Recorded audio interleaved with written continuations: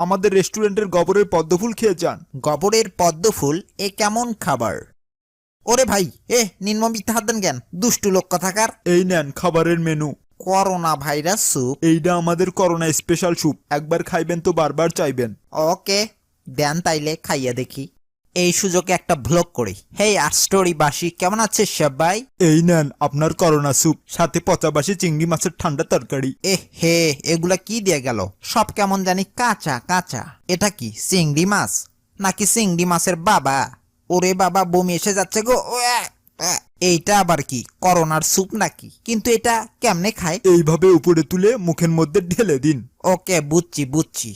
বাবা, স্যুপ দেখি নড়াচড়াও করে গো। কি আর করা, খেয়েই দেখি কেমনটা লাগে। উম, ও, ও, উম। এহে বাবা, কেমন জানি পাড়া বাড়া গন্ধ।